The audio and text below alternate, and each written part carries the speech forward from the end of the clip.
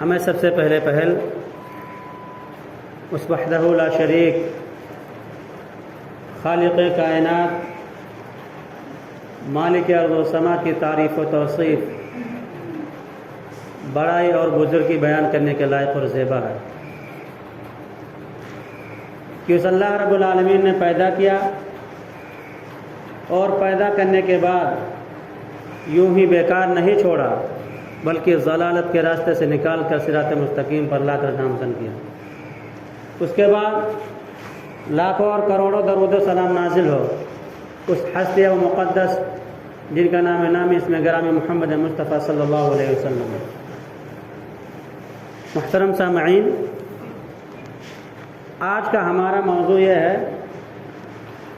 اولیاء کرام اور اطاعت رسول صلی اللہ علیہ وسلم۔ تو آئیے ہم سب سے پہلے یہ جان لیں کہ ولی کا لغوی معنی کیا ہے۔ یہ لفظ ولی عربی کے لفظ واو لام یا سے نکلا ہے۔ کہا جاتا ہے ہاذا یلی ہاذا، یہ قریب ہے اس کے۔ اس کے لغوی معنی دیکھنے کے بعد یہ معلوم ہوتا ہے کہ ولی کی حقیقت میں قربت اور نزدیکی داخل ہے، جیسا کہ نبی کریم صلی اللہ علیہ وسلم کے بارے میں سورہ احزاب میں فرمایا گیا النبی اولی بالمؤمنین من انفسہم وازواجہ امہاتہم، کہ نبی اکرم صلی اللہ علیہ وسلم مومنوں سے ان کے جان سے بھی زیادہ قریب ہیں۔ تو یہ جو اولا کا لفظ ہے عربی کے اسی لفظ ولا یلی سے نکلا ہے، اور نبی کریم صلی اللہ علیہ وسلم کی جو بیویاں ہیں وہ تمام امت کی مائیں ہیں۔ تو ولی کا مطلب قریب ہونا اور ولی اللہ کا مطلب جو اللہ کے قریب ہے۔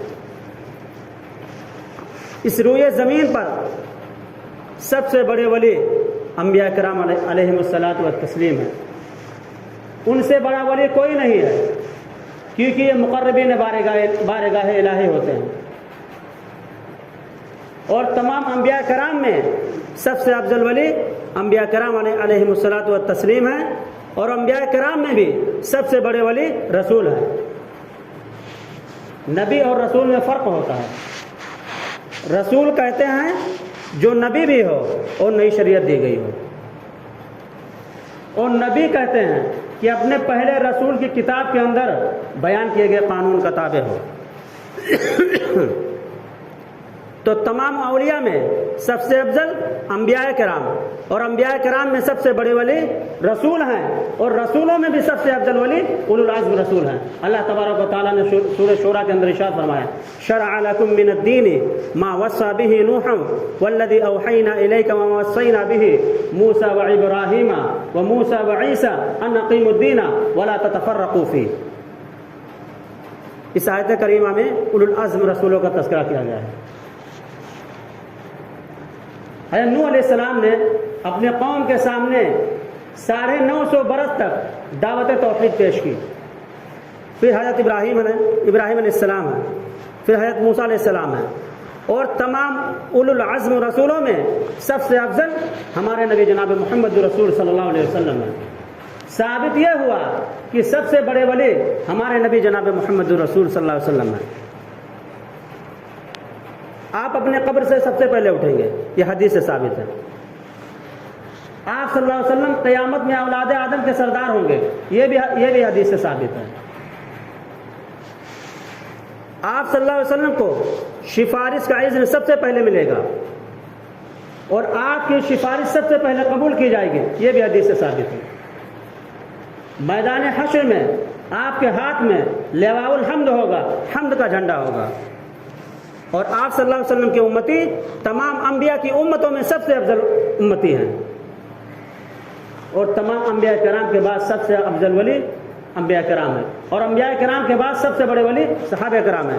نبی صلی اللہ علیہ وسلم کی حدیث ہے، عن عبداللہ رضی اللہ تعالی عنہ عن النبی صلی اللہ علیہ وسلم قال خیر الناس قرنی ثم الذین یلونہم ثم الذین یلونہم ثم یجیء اقوام تسبق شہادت احدہم یمینہ وشہادتہ یمینہ قال ابراہیم وکانوا یضربوننا علی الشہادۃ والاحد، رواہ البخاری۔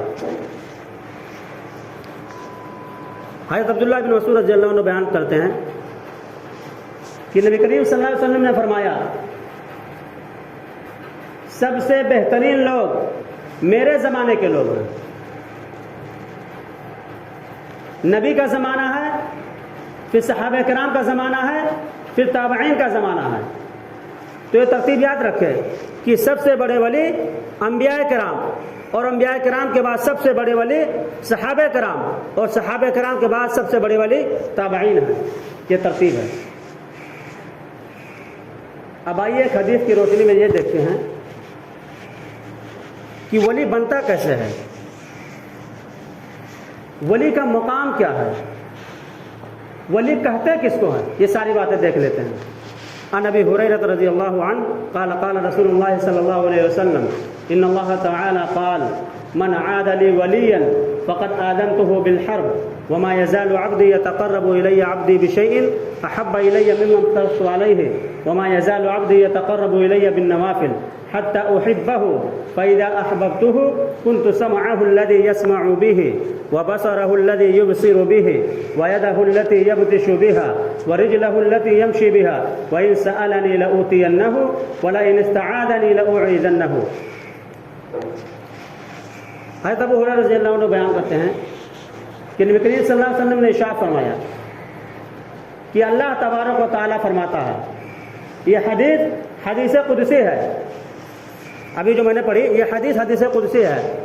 اگر سند صحابی پر رک جائے تو حدیث موقوف، اور اگر سند نبی صلی اللہ علیہ وسلم پر رفع ہو جائے تو حدیث مرفوع، اور نبی یہ کہیں کہ اللہ تبارک و تعالیٰ فرماتا ہے تو یہ حدیث قدسی بن جاتی ہے۔ اللہ تبارک و تعالیٰ ارشاد فرماتا ہے کیا؟ من عاد لی ولیا، جو میرے کسی ولی سے دشمنی رکھتا ہے، جو میرے کسی ولی سے عداوت رکھتا ہے، میرا اسے اعلان جنگ ہے۔ فقد آذنتہ بالحرب، جو میرے کسی ولی سے دشمنی رکھتا ہے اللہ تبارک و تعالیٰ کا اسے اعلان جنگ ہے۔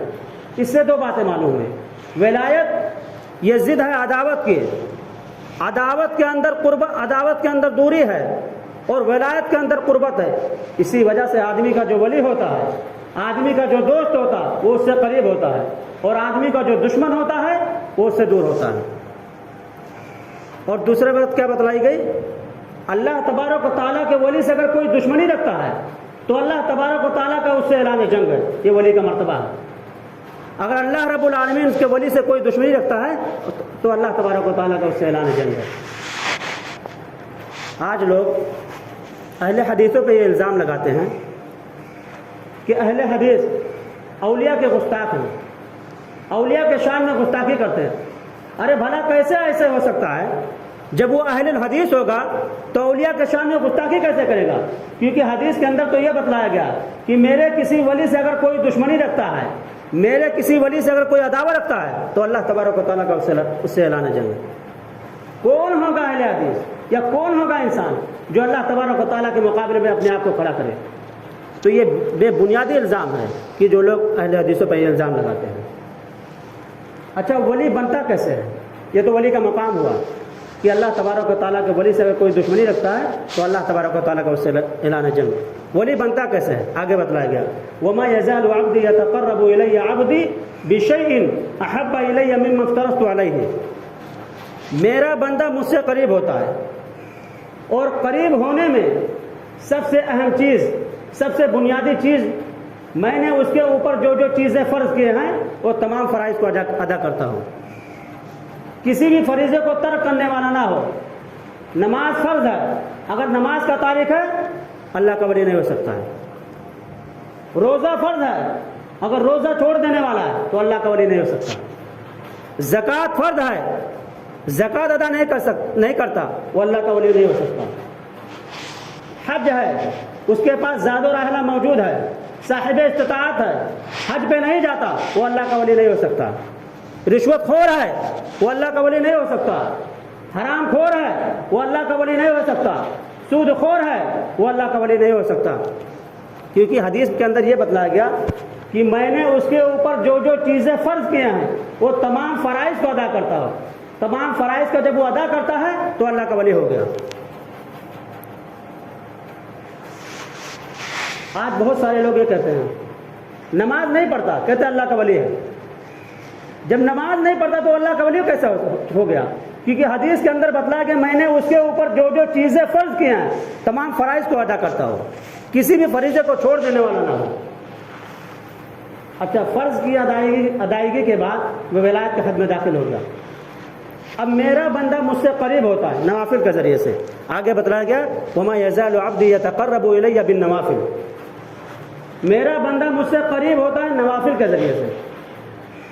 فرض کی ادائیگی کے بعد وہ نفلی عبادتیں بھی کرتا ہو، فرض نمازوں کے بعد وہ نوافل کا پابند ہو، سنن کا پابند ہو، فرض روزوں کے بعد وہ نفلی روزے بھی رکھتا ہو، زکوٰۃ جو فرض ہے ادا کرنے کے بعد وہ صدقہ و خیرات بھی کرتا ہو۔ تو جتنی بھی نفلی عبادتیں وہ کرے گا اللہ تبارک و تعالیٰ کے اتنا قریب ہوگا، اور جب اللہ کے قریب ہوگا تو اس کا فائدہ کیا ہوگا؟ اللہ تبارک و تعالیٰ، نبی کریم صلی اللہ علیہ وسلم نے فرمایا حتی احبہ، یہاں تک کہ میں اس سے محبت کرنے لگتا ہوں۔ فَإِذَا أَحْبَبْتُهُ، جب میں اس سے محبت کرتا ہوں تو اس کی حالت کیا ہو جاتی ہے؟ ظاہر سے بات ہے، اگر کسی آدمی کو کسی سے محبت ہو جائے، دل سے محبت ہو جائے، تو محبوب کو محبت کرنے والے سے کچھ فائدہ ہوتا ہے۔ اب اللہ تبارک و تعالیٰ بندے سے محبت کرنے لگا، اب بندے کو کیا فائدہ ہونا چاہیے؟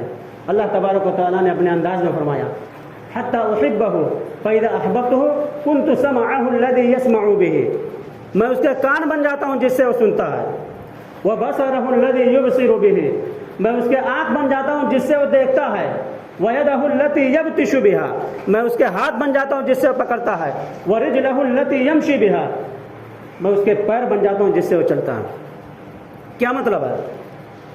اللہ تبارک و تعالیٰ انسان کے بدن میں داخل ہو گیا، انسان کے اندر داخل ہو گیا۔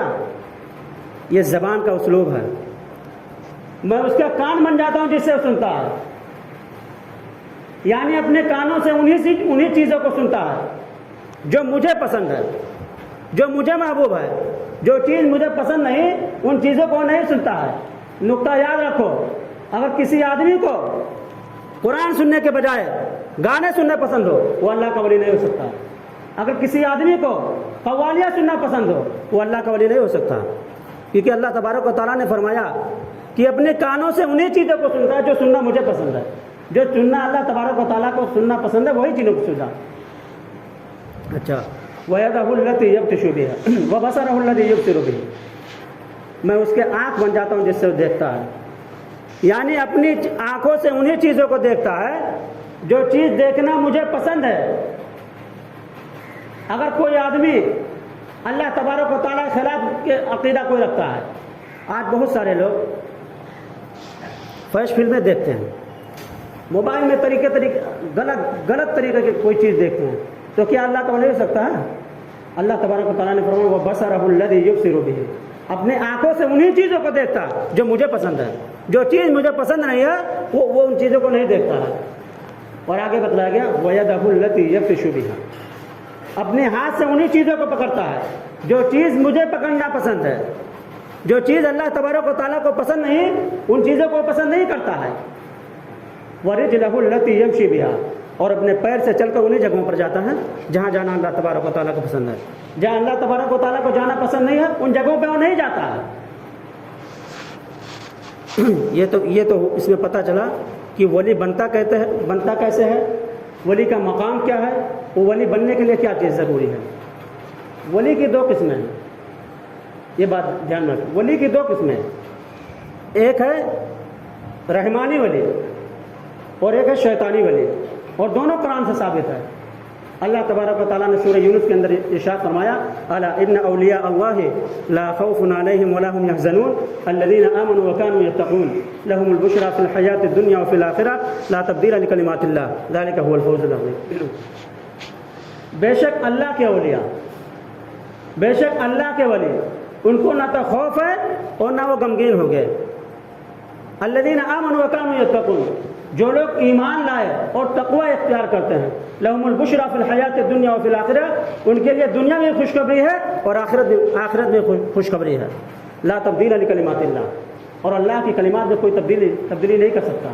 ذلک هو الفوز العظیم، یہی بڑی کامیابی ہے. یہ تو ہوا رحمانی ولی. اور ایک شیطانی ولی ہے. سورہ اعراف کے اندر فرمایا گیا انا جعلنا الشیاطین اولیاء للذین لا یؤمنون، بے شک ہم نے شیطان کو ان کا ولی بنا دیا ہے جو لوگ ایمان نہیں لاتے. جو لوگ ایمان نہیں لاتے وہ شیطان کے ولی ہیں، اور جو لوگ ایمان رکھتے ہیں تقوی اختیار کرتے ہیں وہ رحمان کے ولی ہیں.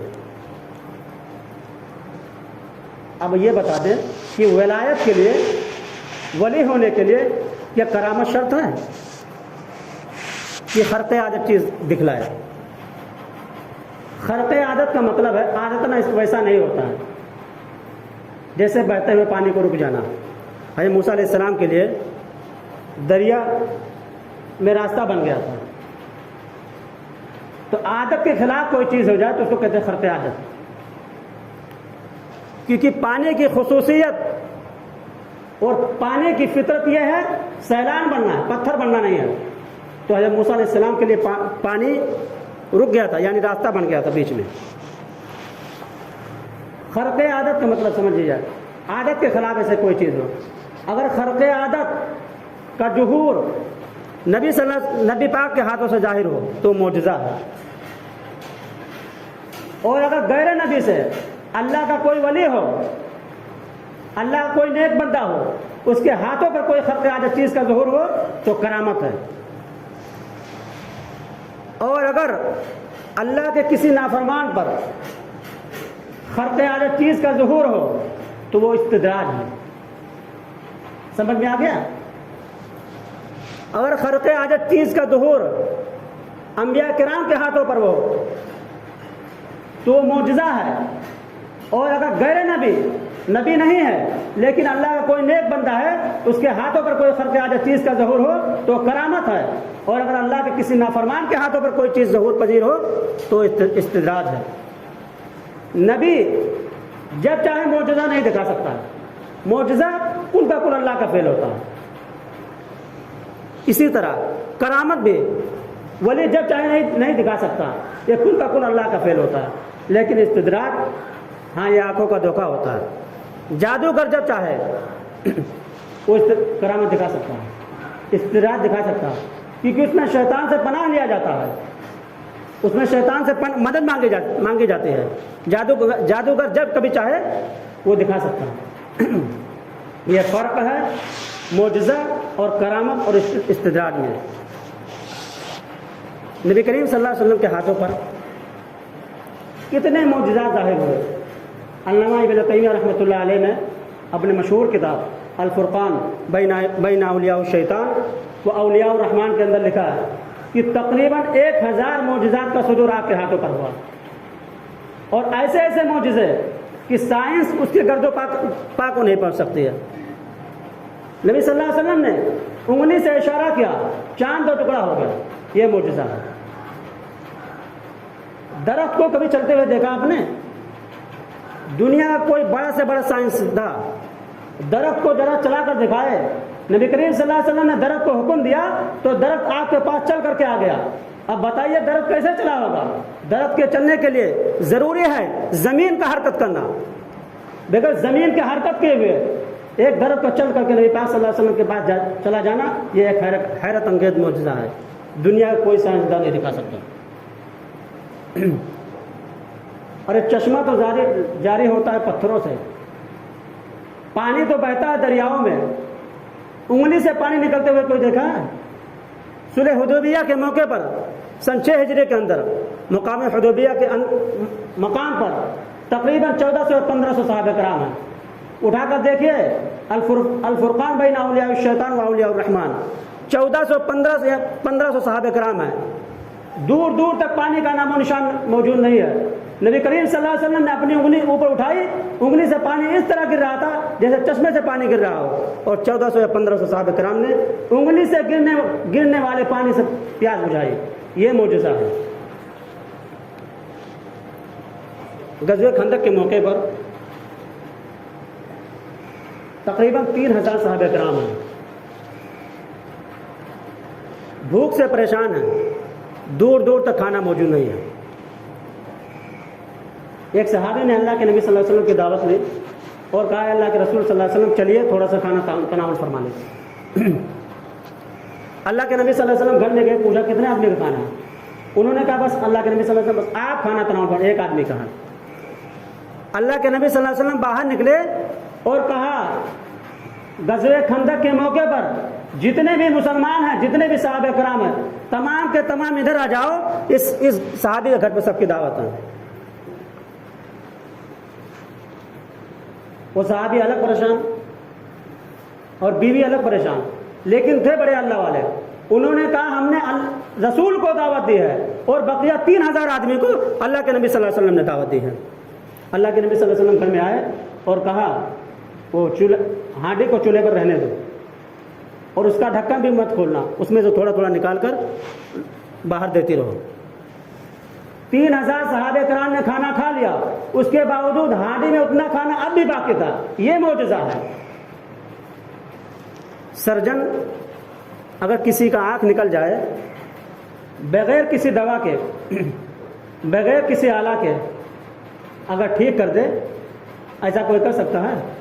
دنیا کا کوئی بڑا سے بڑا سرجن ایسا نہیں کر سکتا. حضرت ابو قتادہ رضی اللہ تعالیٰ عنہ, ان کے آنکھ پہ چوٹ آئی, آنکھ نکل گئی, آنکھ باہر لٹک رہی, خون بہ رہا ہے. نبی کریم صلی اللہ علیہ وسلم نے ان کو اپنے پاس بلایا اور اس آنکھ کو پکڑ کر ان کے ساکن میں بٹھا دیا, کہتے ہیں جیسے آنکھ باہر نکلی ہوئی نہیں تھی. یہ معجزہ ہے. محمد بن مسلمہ رضی اللہ تعالیٰ عنہ, نبی کریم صلی اللہ علیہ وسلم نے ایک یہودی کی تعذیب کے لیے بھیجا. دیوار پر چڑھتے ہوئے کود رہے تھے, ان کے پیر کی ہڈی ٹوٹ گئی.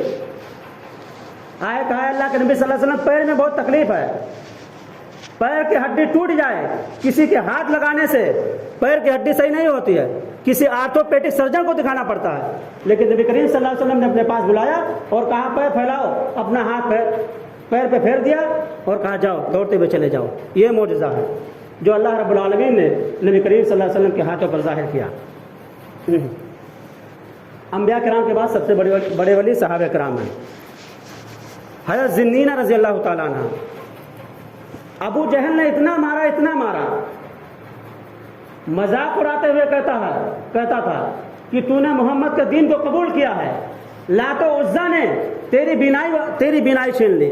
اللہ تبارک و تعالیٰ کے غیرت جلال میں آئی اور اللہ تبارک و تعالیٰ نے حضرت ذنینہ رضی اللہ تعالیٰ عنہ کی بینائی واپس لوٹا دی. بخاری شریف کو اٹھا کر دیکھیے, ان کی بینائی چلی گئی تھی لیکن اللہ تبارک و تعالیٰ کی غیرت جلال میں آئی. جو صحابی نہیں ہیں, جو نبی نہیں ہیں, صحابی ہیں, اللہ تبارک و تعالیٰ نے ان کی بینائی واپس لوٹا دی. حضرت سعید بن زید کے اوپر اروا نامی ایک عورت نے الزام لگایا. انہوں نے اللہ کے بارگاہ میں دعا کی کہ اللہ تبارک و تعالیٰ اس عورت نے میرے اوپر غلط الزام لگایا ہے. وہ ایک گڑھے میں گر کر کے مر گئی. یہ نبی نہیں ہے, صحابی ہیں, لیکن بے شمار کرامتیں ظاہر ہوئی ہیں. حضرت حسن بصری رحمۃ اللہ علیہ, حجاج نے 6 مرتبہ پولیس کو بھیجا ان کو پکڑنے کے لیے. پولیس سامنے سے جا رہی ہے, حضرت سامنے موجود ہے لیکن دکھائی نہیں دے رہے ہیں. اللہ تبارک و تعالیٰ نے ان کے آنکھوں پر حجابات ڈال دیے, ان کے آنکھوں پر پردہ ڈال دیا. حضرت حسن بصری رحمۃ اللہ علیہ پولیس کے سامنے سے جا رہے ہیں.